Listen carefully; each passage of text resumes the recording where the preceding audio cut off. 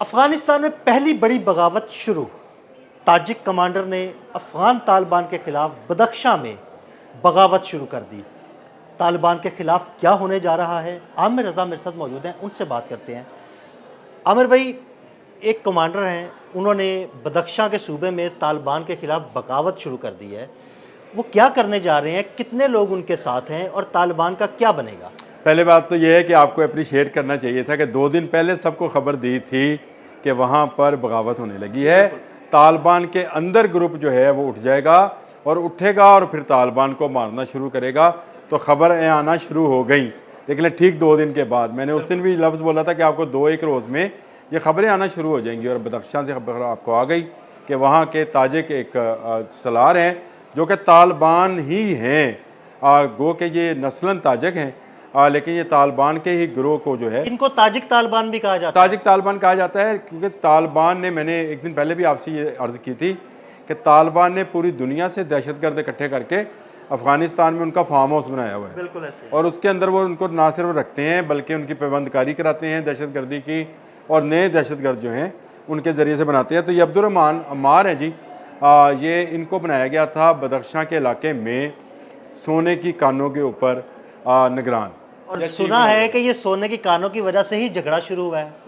अब आ जाएं कि अफ़गानिस्तान के अंदर बहुत सारी इस वक्त भी मिनरल्स और मादनियात पाई जाती हैं।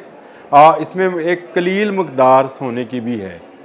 ये ज़्यादा मकदार जो है इसी इलाके बदख्शां और तहार के इलाके में पाई जाती है। यानी तकरीबन 958 किलो जो है सोना बदख्शां में पाया जाता है, तो 918 किलो जो है पाया जाता है तहार के इलाके में। ये कोई बहुत बड़ी मकदार नहीं है, लेकिन जहाँ पर इंसान की वक़्त चंद डॉलर हो या चंद इंडियन रुपए हों, वहाँ के लिए तो ये बहुत बड़ी दौलत है।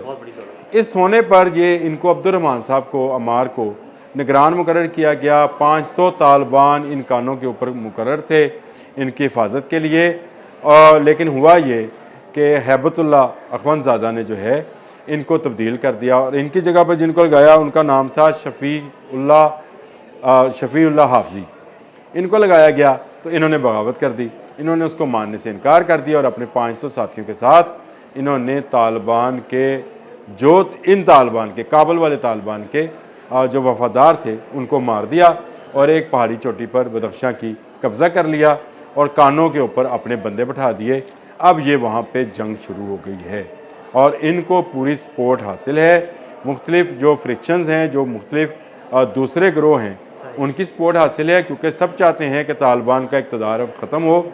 इन सोने की कानों पर तालिबान का कब्ज़ा था, अब इन कानों के ऊपर इस वक्त अब्दुर्रहमान का कब्ज़ा है और वो ये जो है मुश्किल से छोड़ेगा, क्योंकि सोने का मामला है जो कि गो के किलोज़ के हिसाब से अगर आप कहें तो 958 किलो है। लेकिन आमिर भाई 958 किलो की भी अगर सोना बहुत कीमती है। आजकल देखिए मैं ये नहीं कहता हूँ कि ये कीमती नहीं है। मैं ये कहता हूँ कि अगर दुनिया में सोने के ज़हायर के हिसाब से देखा जाए तो ये कम मकदार में है। इससे ज़्यादा मकदार में तो पाकिस्तान में सोना पाया जाता है, बल्कि बहुत ज़्यादा मकदार में।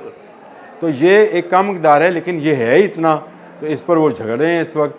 और ये जो अफ़गान सुप्रीम फ़ौज के कमांडर हैं फसीउद्दीन, उन्होंने भी फ़ितरत नाम है उनका, फसीउद्दीन फ़ितरत, उन्होंने भी कोशिश की थी कि किसी तरीके से ये बात सुलह जोई की तरफ चली जाए। लेकिन फिर उसके बाद एक वेबसाइट है बागी के नाम से, उसने ये ख़बर जारी की, एक ये वाली बगावत की ख़बर जारी की, और एक और वेबसाइट है उसने ये भी जारी किया कि हैबतुल्लाह अखवंदज़ादा ने ये कहा है कि अब्दुर्रहमान अम्मार को ज़िंदा या मुर्दा पकड़कर तो पेश किया जाए, यानी उसको गिरफ्तारी का हुक्म दे दिया है। दूसरी तरफ अब्दुर्रहमान अम्मार जो है उसने राब्ते कर लिए हैं वो जो साबिक़ शुमाली इत्तेहाद था उसके साथ भी, क्योंकि सोना उसके पास मौजूद है। 2 जगहों पे सोना है अफ़गानिस्तान में और दोनों जगह इस वक्त अब्दुर्रहमान के कब्ज़े में है। यानी ये दोनों आमने सामने आ गए हैं। अब दोनों आमने सामने आ गए और असले की कोई कमी नहीं होगी, क्योंकि इसके साथ ही उसका अपना इलाका ताजिकिस्तान लगता है और ये ताजिक है और इसकी अपने जो सरहदी इलाका है अफ़गानिस्तान और ताजिकिस्तान, उस पर अमलदारी है। अमलदारी से मुराद ये है कि इसके पैरोकारों की बड़ी तादाद ताजिकिस्तान में भी मौजूद है। और जो अफ़गान इस इलाके से, बदख्शां के इलाके से, तहार के इलाके से रशियन इन्वेड के वक्त ताजिकिस्तान गए थे, वो भी अब्दुर्रहमान की ही कमांड में काम करते हैं। तालिबान ने नहीं अपना कमांडर मुकर्रर किया हुआ था, ये कमांडर ही उल्टे पाँव घूम गया और उसने बंदूकें तान ली हैं तालिबान के ऊपर, और अब ये लड़ाई जो है ये बढ़ने जा रही है। मैंने आपसे कहा था कि तालिबान नो मोर, अब इनका इक़्तिदार ज़्यादा अरसा नहीं चलेगा। कल अगर आपने मुख्तलिफ़ जगहों पर बयानात देखे हों तो एक बयान बड़ा दिलचस्प था जिसमें यह कहा गया था कि तालिबान ने अपनी हरकतें तब्दील ना की तो इनके मुल्क की खुद मुख्तारी का ख़तरा है। तो ये वाकई ख़तरा है, क्योंकि कोई एक हुकूमत वहाँ पर रहनी नहीं है।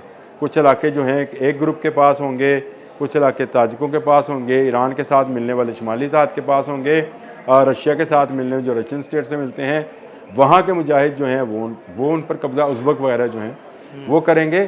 तो ये एक ऐसी खिचड़ी पकने जा रही है अफ़गानिस्तान के अंदर जिसमें मैं समझता हूँ कि तालिबान के लिए घाटा ही घाटा है। असल में तालिबान ने जिनसे हाथ मिलाया है वो किसी से वफा करना जानते नहीं हैं, और उन्होंने आप देख लें कि बांग्लादेश में पहले बांग्लादेश बनवाया, वहाँ हुकूमत बनवाई और उसके बाद उसकी भी जड़ें काट दी।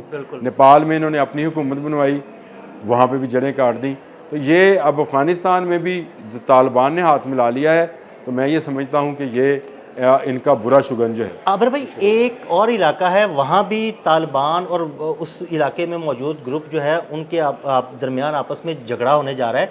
वो इलाका है पंजशेर, और वो जंग या वो झगड़ा है वहाँ पर कीमती पत्थरों का, क्योंकि पंजशेर का जो ज़मुर्द है वो पूरी दुनिया में सबसे अच्छा कंसीडर किया जाता है, और तालिबान उसको हासिल करना चाहते हैं और वहाँ पर जो ग्रुप मौजूद है वो उसको देना नहीं चाहता। बिल्कुल आपने सही कहा। दुनिया में एमरल्ड की बहुत सारी इकसाम हैं, लेकिन सबसे बेहतरीन एमरल्ड जो है वो अफ़गानिस्तान के इस इलाके में पाया जाता है जो ईरान और अफ़गानिस्तान की सरहद पर वाक़ है, जिसको पंजशेर कहते हैं। अहमद शाह मसूद किसी ज़माने में पंजशेर आपके जहन में होगा। अब उन्हीं का बेटा है जिसने पिछले दिनों तालिबान के ख़िलाफ़ बड़ा बयान दिया था, आप ही ने मुझे भिजवाया। वो बयान मैंने सुना तो वो बड़ा ख़तरनाक बयान था जिसमें उसने इस बात की निशानदेही की थी कि ये पूरी दुनिया के लिए ख़तरा है। तालिबान ने मुख्तलिफ़ ग्रोह्स को बशमूल TTP के अपने यहाँ ना सिर्फ पनाह दे रखी है बल्कि ट्रेनिंग दे रहे हैं, और ये दुनिया भर में सप्लायर हैं दहशतगर्दी के। उसने ये अल्फाज इस्तेमाल किए थे। उनका नाम भी अहमद मसूदी है, बाप का नाम भी यही था, तो ये इनका नाम भी अहमद मसूदी है।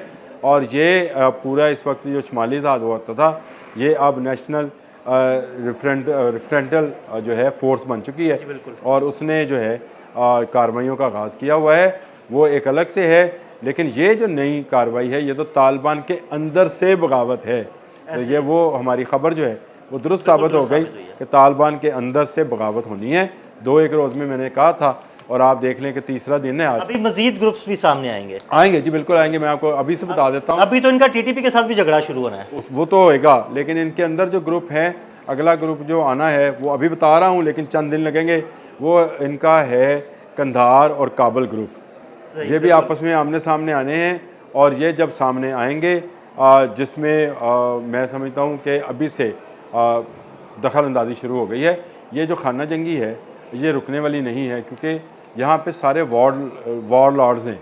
वॉर लॉर्ड्स का काम ही उनकी मईशत ही पैसे पे चलती है और जंग पे चलती है। पैसा लो और जंग करो, हथियार दो बस। यहाँ सोने पे कब्जा हुआ है, तो हो सकता है काबुल और कंधार के दरमियानी इलाके में बहुत ज़्यादा आयरन पाया जाता है, आयरन पर झगड़ा हो जाए। किसी जगह पे चांदी पाई जाती है तो वहाँ पे झगड़ा हो जाएगा, क्योंकि अब लूट मार का बाजार गर्म होगा। हर ग्रुप, हर ग्रोह, जिस की कमांड में जितने बंदे होंगे वो लेके अपनी वो जो इलाके हैं वहाँ पर जो मादनियात मौजूद हैं उसकी लूट मार में लग जाएगा।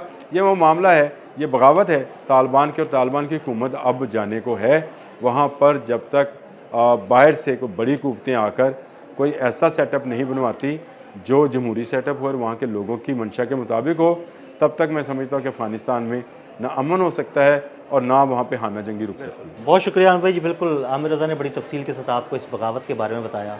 अदील अहमद और आमिर रज़ा को इजाज़त दीजिएगा। अल्लाह हाफ़िज़।